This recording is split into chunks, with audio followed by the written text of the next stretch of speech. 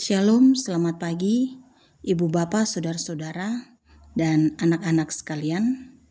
Seperti biasa dari Bukit Sion Makale, kami membaca dan merenungkan firman Tuhan, memperdengarkan firman Tuhan bagi kita sekalian.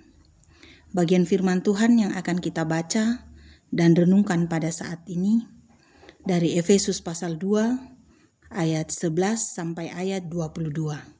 Sebelum membaca firman Tuhan dan merenungkan firman Tuhan ini, mari kita berdoa. Kami sungguh percaya kasih setiamu menaungi seluruh hidup kami ya Tuhan. Demikian oleh kasih setiamu, kami boleh beristirahat semalam dan boleh bangun dengan berkat yang baru dari Tuhan. Kami akan membaca firman-Mu dan akan merenungkan firman-Mu pada saat ini. Dalam kuasa Roh Kudus, kiranya kami boleh memaknainya dan terus melakukan semua yang benar di hadapan-Mu. Ampuni dan kasihani kami Tuhan. Di dalam nama Yesus Kristus kami sambut firman-Mu. Amin.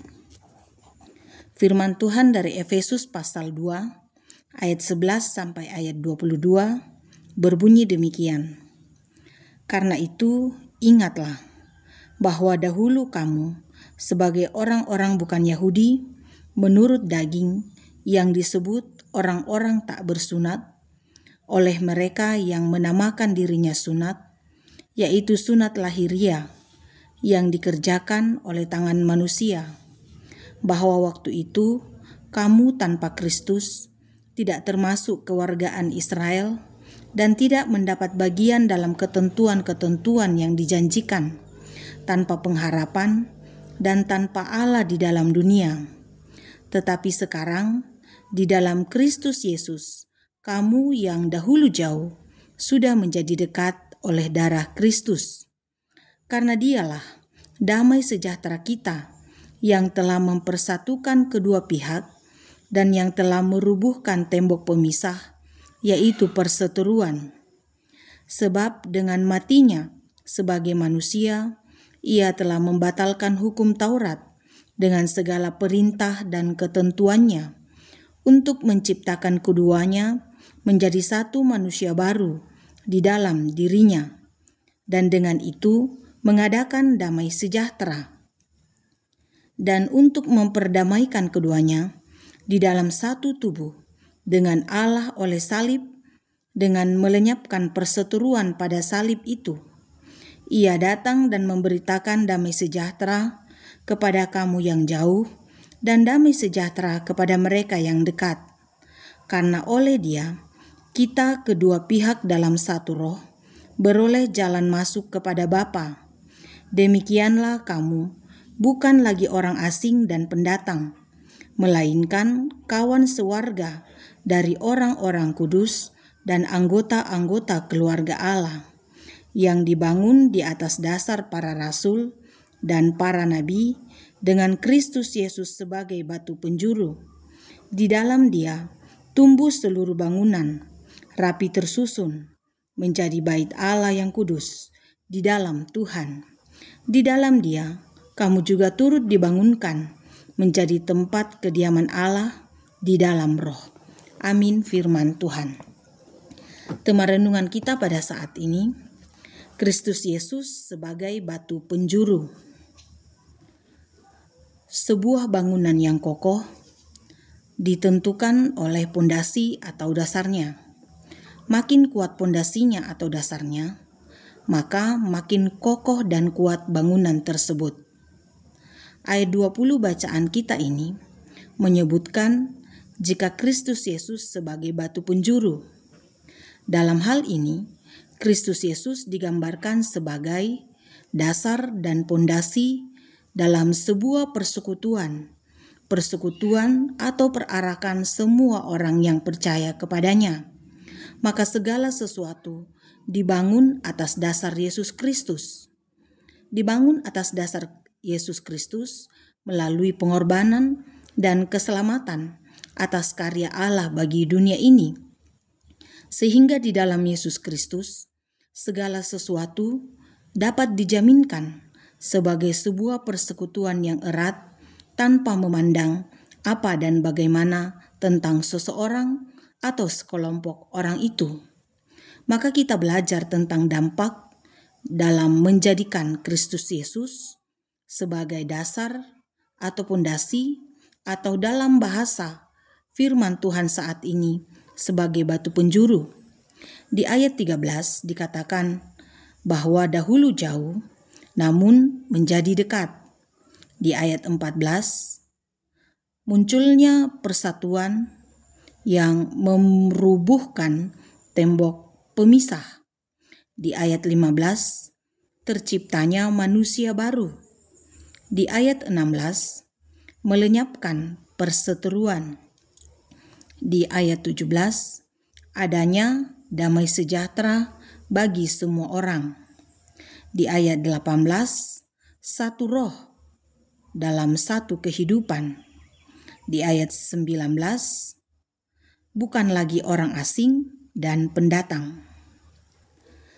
Tentang semua ini kita belajar dalam mewujudkan sebuah bangunan yang kokoh, rapi tersusun, yaitu bangunan iman, untuk menjadi bait Allah yang kudus, tempat di mana Allah diam di dalam rohnya yang kudus bagi semua orang yang menaruh harap kepadanya.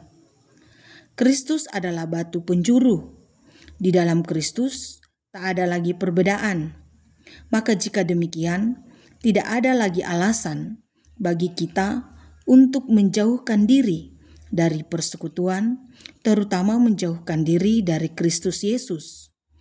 Bahkan tidak menjadikannya sebagai dasar dalam kehidupan ini.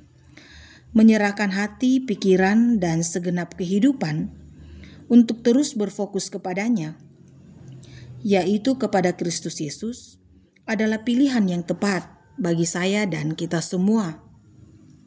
Sehingga ada kesempatan dalam seluruh kehidupan ini berjumpa dan melihat setiap perbedaan yang ada. Walaupun memang perbedaan akan tetap ada dalam seluruh hidup ini. Perbedaan dengan hobi, dengan latar belakang, oleh karena hal-hal tertentu, apakah pengetahuan, atau pendidikan, atau apapun, tetapi semua itu tidak lagi mendominasi hidup ini, tetapi perbedaan itu menjadi warna dalam seluruh kehidupan ini untuk merasakan betapa indah persekutuan di dalam Yesus Kristus dan betapa indah saling menerima satu dengan yang lain. Bahwa semua orang berkesempatan menjadi bagian dari keluarga Allah, berkesempatan menjadi bagian dari Injil, berkesempatan menjadi anak-anak ketebusannya dalam perarakan kemuliaan hanya baginya saja. Bahwa di dalam Yesus Kristus semua menjadi satu. Tidak ada lagi perseteruan, tidak ada lagi perbedaan.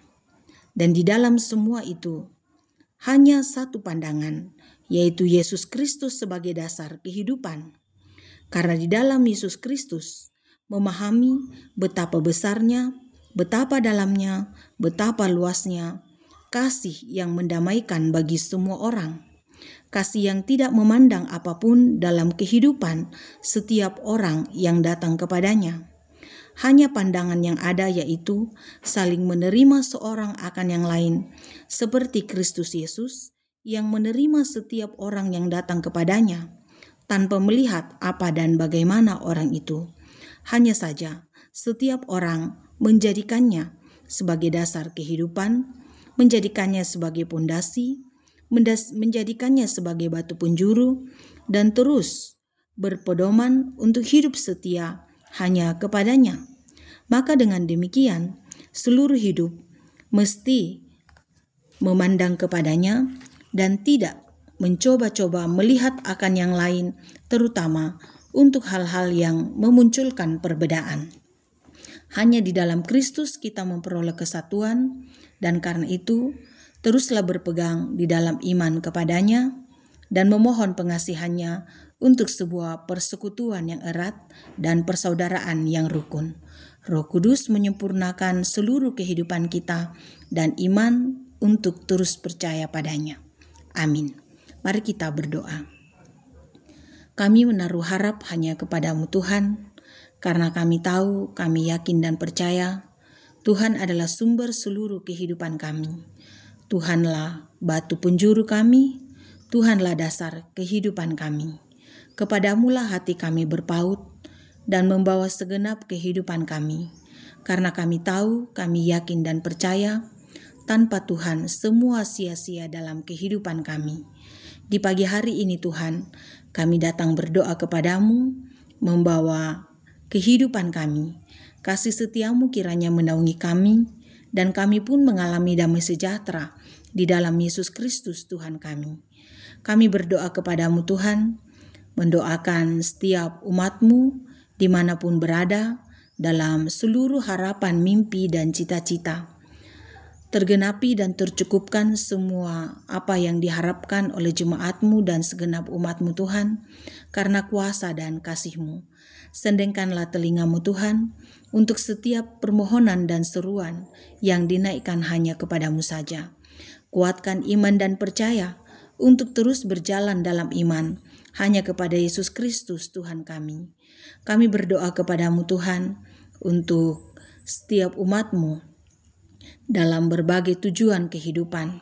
Kasih karuniamu terus menyertai, menopang seorang akan yang lain, sehingga tujuan kehidupan kami hanya kepadamu saja. Terciptalah persekutuan yang erat dalam seluruh kehidupan kami, dan dengan perbedaan yang ada, kami belajar untuk menerima seorang akan yang lain. Kami berdoa kepadamu Tuhan, untuk semua umatmu dalam perjuangan kehidupan, baik di tempat yang kami ada pada saat ini pun di tempat yang lain. Biarlah dalam seluruh kehidupan ini, kasih karuniamu memampukan kami menjalani seluruh kehidupan kami. Kami berdoa kepadamu Tuhan, mempertaruhkan seluruh kehidupan kami. Kiranya kami ditopang dan dimampukan menjalani kehidupan ini apapun adanya, karena selalu percaya kasih karuniamu menyertai seluruh kehidupan kami. Kami berdoa kepadamu Tuhan, untuk umatmu yang ada dalam kelemahan tubuh, dikuatkan dan disembuhkan karena kasih karuniamu. Kami juga berdoa untuk setiap umatmu dalam sukacita oleh karena pertambahan usia, disempurnakan syukur yang dinaikkan kepadamu Tuhan. Demikian kami berdoa untuk semua orang tua kami yang telah lanjut usia. Tuhan senantiasa menyertai dan menopang seluruh kehidupan, damai sejahtera-Mu dinyatakan. Demikian kami berdoa kepadamu untuk setiap umat-Mu dalam duka cita, dikuatkan dan dihiburkan oleh-Mu Tuhan, dan biarlah seluruh kehidupan ini dipertaruhkan hanya kepadamu saja. Kami berdoa kepadamu Tuhan, mendoakan setiap anak-anak-Mu dalam berbagai capaian yang diterima. Sempurnakanlah semuanya itu Tuhan, dan terus mendasari hidup hanya kepadamu saja. Para pemimpin dan pemerintah kami kiranya dimampukan oleh Tuhan untuk terus memimpin kami ke jalan yang Tuhan kenan. Bangsa dan negara kami, serta semua bangsa-bangsa dalam dunia ini, kami doakan kepadamu Tuhan, damai sejahtera-Mu kiranya menaungi dunia ini, dan memampukan setiap umat-Mu yang menyuruh kepadamu dalam berbagai situasi yang dialami pada saat ini, sehingga seluruh kehidupan yang dialami terus didasari hanya kepadamu, sekalipun mungkin sedang tidak dalam ketenangan oleh karena perang atau oleh karena pergumulan. Kami tahu Tuhan adalah sumber kehidupan bagi kami. Ajari kami untuk terus membawa kehidupan kami kepadamu Tuhan. Biarlah setiap umat-Mu dimanapun berada, dalam seluruh keberadaan, terus mendasarkan hidup hanya padamu saja. Ampunilah kami Tuhan dan kasihanilah kami. Di dalam nama Yesus Kristus kami datang kepadamu. Amin. Selamat beraktivitas. Tuhan Yesus memberkati kita sekalian.